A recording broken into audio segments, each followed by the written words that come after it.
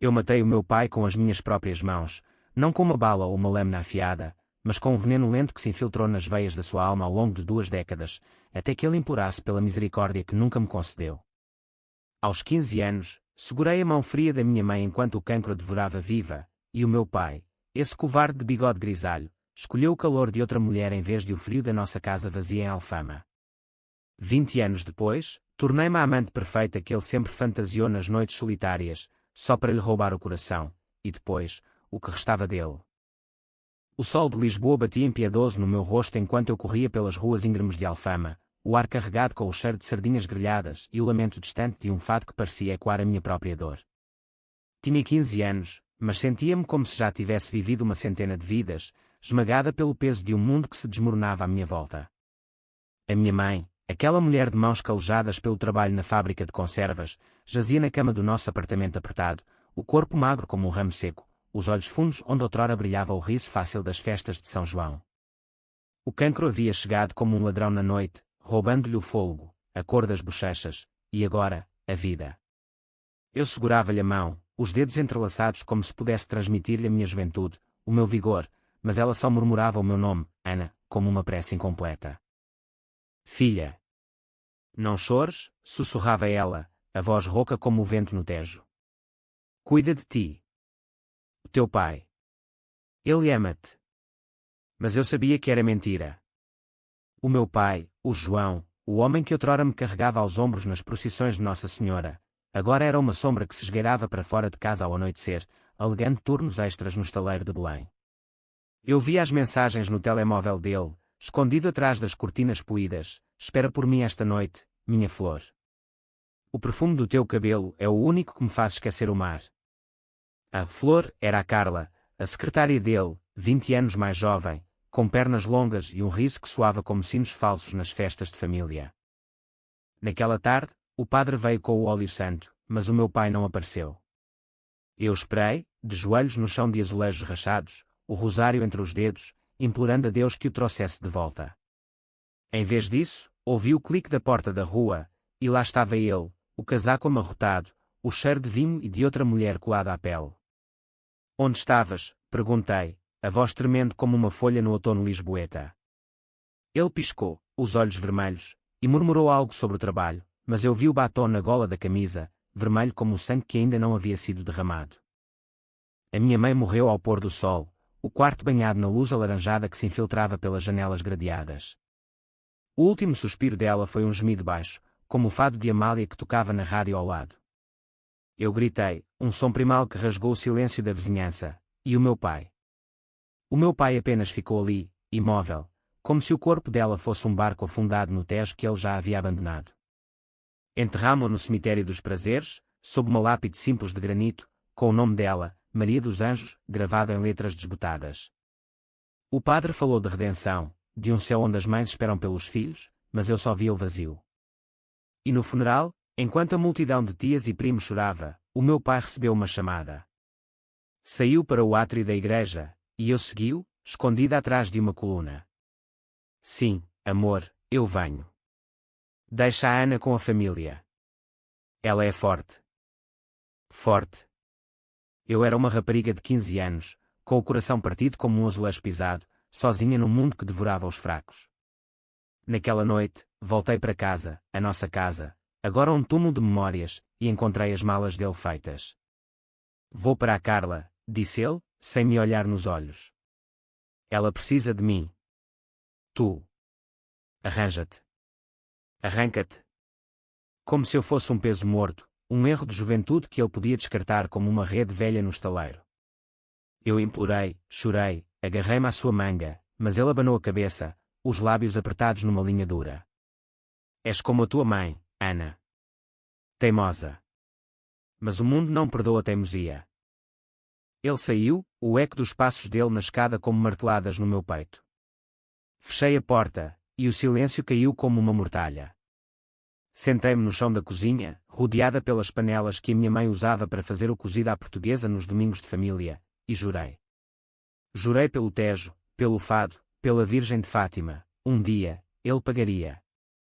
Não com sangue, isso era demasiado fácil, demasiado vulgar para um homem como ele, que se gabava de ser homem do mar. Não, o meu pai morreria devagar, corroído pela culpa, pelo arrependimento, pelo vazio que ele mesmo havia cavado. E eu seria a arquiteta dessa ruína. Os meses seguintes foram um nevoeiro de dor e sobrevivência. A família, aquelas tias faladoras de chelas, levou-me para a casa delas, mas era caridade fingida, sussurros atrás das portas sobre a pobre órfã que o pai abandonou por uma rameira. Eu trabalhava depois da escola, limpando mesas no café da esquina, o cheiro de pastéis de nata misturado com o suor das lágrimas que engolia. À noite, deitada na cama estreita que partilhava com a prima, sonhava com o rosto da minha mãe, os olhos dela a implorar justiça. Não perdões, Ana, dizia ela nos sonhos. Mas não te percas. Estudei como uma possuída, devorando livros na Biblioteca Municipal de Alfama, onde o cheiro de papel velho me acalmava como um bálsamo. Queria ser advogada, não para defender os inocentes, mas para aprender as leis que me permitiriam desmantelar os culpados sem sujar as mãos. Aos 17, ganhei uma bolsa para a Universidade de Lisboa, na Faculdade de Direito, e mudei-me para um quarto alugado no Bairro Alto, onde o pulsar da noite lisboeta me lembrava que a vida continuava, impiedosa. Ali, entre estudantes de famílias abastadas que bebiam ginginha e falavam de estágios em escritórios de advogados, eu era a intrusa, a rapariga de Alfama com sotaque carregado e cicatrizes invisíveis. Conheci o primeiro amor nessa altura, o Miguel, um rapaz de olhos castanhos e mãos gentis, que me levava a passear pelo castelo de São Jorge ao pôr do sol. Ele ouvia as minhas histórias, as noites em que chorava pela mãe, o pai que me trocara por uma ilusão. Tu és mais forte do que ele, Ana, dizia, beijando-me a testa. Mas o amor era frágil como o vidro dos copos de vinho tinto nas tascas, e quando descobri que ele saía com outra, uma herdeira de Cascais, algo se partiu em mim. Não chorei. Em vez disso, sorri e planeei. Enviei-lhe mensagens anónimas, fotos dela com outros homens que eu mesma arranjei através de amigos, sussurros no campus sobre a sua infidelidade. Ele perdeu o estágio, o círculo de amigos, e veio chorar aos meus pés. Perdoa-me, Ana. Eu amo-te. Mas eu já não amava. Tinha aprendido a lição, o perdão é para os fracos. Aos 21, formei-me com distinção, e o meu primeiro emprego foi num gabinete de advogados em Chiado, defendendo maridos infiéis em divórcios sujos. Cada caso era uma faca que afiava na memória do meu pai. Pesquisei-o, claro. Ele e a Carla tinham casado em segredo, mudado para Setúbal, onde ele trabalhava num estaleiro menor, bebendo mais do que construía. Tinham uma filha, a minha meia-irmã, a Inês, com 7 anos, loira como a Carla, inocente como eu nunca fui. Vi fotos nas redes sociais, ele, mais gordo, o bigode agora branco, a abraçá-las na praia da Arrábida, o sol dourado a maquiar a podridão. O ódio crescia em mim como era nas paredes de Alfama, sufocando tudo o resto. Decidi aproximar-me. Não como a filha traída, mas como uma estranha que ele não merecia reconhecer. Mudei o meu nome no registro, Ana Maria dos Anjos tornou-se apenas Ana Santos, um nome comum como o mar. Aos 25, tornei-me sócia de um gabinete próprio, especializado em direito de família, e comecei a circular nos círculos de Setúbal, frequentando jantares de empresários onde o vinho fluía como o sado. Foi num desses eventos, num restaurante à beira-rio, que o vi pela primeira vez em 10 anos. Ele estava lá, de fato apertado, a rir alto com um copo de moscatel na mão, a Carla ao lado, ainda bela mas com rugas de preocupação nos cantos dos olhos. Abordei-o como se fosse casual, um copo de vinho branco na mão. Senhor João. João Ferreira, do estaleiro. Ele virou-se, os olhos turvos pelo álcool, e piscou. Sim, sou eu. E tu és? Ana Santos, advogada. Ouvi falar do seu trabalho. Impressionante. Ele inchou-se como um peixe no anzol, contando histórias do mar, das redes que tecia, ignorando o anzol que eu plantava. Conversámos horas, e quando mencionei o meu passado difícil, uma mãe morta cedo, um pai ausente, vi o brilho de culpa nos olhos dele. Mas ele não me reconheceu. O vinho ajudou, e a minha transformação, o cabelo escuro agora solto em ondas, o corpo esguio moldado por anos de yoga no Tejo, o sorriso que eu praticara no espelho para ser letal. Daquela noite em diante, cultivámo-nos uma amizade. Eu visitava Setúbal nos fins de semana, levava vinhos de Lisboa, ouvia as queixas dele sobre o estaleiro que afundava na recessão. A Carla era simpática, mas distante, ocupada com a Inês e as aulas de balé.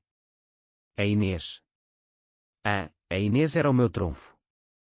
Aos 10 anos, ela era uma flor desabrochando, curiosa, com os olhos do meu pai mas o riso da minha mãe, não, da Carla. Eu tornava-me a tia Ana, a que trazia doces de Belém e histórias de Lisboa, e via o pai dela derreter-se com a minha presença. Tu és como uma filha para mim, Ana, disse ele uma noite, após demasiado porto. Se eu tivesse uma filha como tu. Se ele soubesse. O plano desenhava-se na minha mente como um mapa do Tejo, infiltrar-me, ganhar a confiança, depois corroer as fundações. Comecei com pequenos venenos, conselhos legais que o levavam a más decisões no estaleiro, sugestões subtis que semeavam discórdia entre ele e a Carla. Ela parece cansada, João. Talvez precise de espaço. Ele confidenciava-me, bebendo mais, e eu via a culpa antiga borbulhar. Eu errei no passado, Ana. Abandonei a minha primeira família. Mas agora, tenho isto. E se o passado voltar? Perguntei, os olhos fixos nos dele. Ele riu, nervoso. Não volta. Enterrei-o. Mas eu era o passado, ressuscitada como um fantasma em salto alto. Aos 28, o estaleiro dele faliu, graças a um processo que eu orquestrei anonimamente, explorando brechas fiscais que ele ignorava. Ele veio ter comigo em pânico, chorando no meu escritório em Lisboa. Ajuda-me, Ana. És a única em quem confio. Eu abracei-o, sentindo o tremor do corpo dele, e sussurrei, claro, João. Famílias ajudam-se umas às outras. Ele não viu o sorriso na minha cara, o veneno que pingava das minhas palavras. A Carla descobriu o caso dele comigo antes dele, eu certifiquei-me disso. Plantei as sementes, mensagens ambíguas no telemóvel dele, um lenço meu no carro. Ela confrontou-o numa noite chuvosa de outono, enquanto eu observava de um café em frente à casa deles em Setúbal. Os gritos ecoaram pela rua, pratos a partir-se como o nosso passado. Outra mulher, João. Depois de tudo. Ele negou, mas a dúvida era uma erva daninha. Ela levou a Inês e foi para a mãe em Évora, deixando-o sozinho com as paredes vazias e o eco das acusações. Ele veio para mim, claro. Ana, preciso de ti. Instalei-o num apartamento em Lisboa, perto do meu, e tornei-me a sua âncora, a amante, a confidente, a salvação. As noites eram febris, o corpo dele urgente contra o meu, como se pudesse apagar os anos perdidos. Mas enquanto ele dormia, eu velava, traçando linhas no seu peito com o dedo, imaginando as cicatrizes que deixaria na alma dele. Amo-te, Ana, murmurava ele. És tudo para mim. E eu respondia, eu sei, João. Eu sei. Mas o amor dele era frágil, construído em areia movediça. Comecei a introduzir a Inês nas nossas conversas, fotos dela que eu encontrava nas redes, histórias inventadas sobre como ela sofria com a separação. Ela precisa do pai, dizia eu, e via o remorso corroê-lo como sal na ferida. Ele bebia mais, as mãos tremiam ao assinar cheques para o divórcio que eu facilitava. A Carla ganhou a custódia total, e ele, o homem que outrora navegava mares, afundava num mar de uísque e noites insones. Aos 30, casei com ele, uma cerimónia discreta em Sintra, sob os palácios de contos de fadas que zombavam da nossa farsa.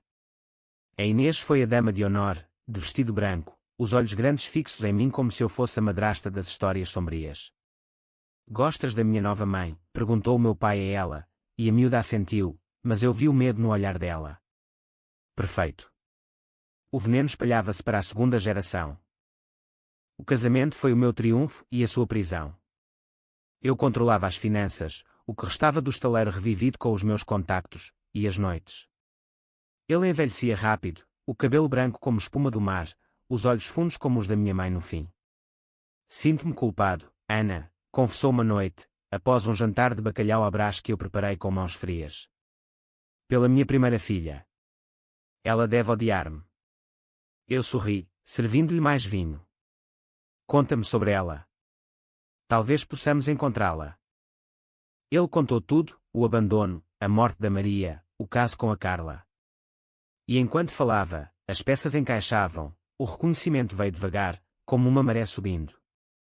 Ana. Teu nome completo. Santos.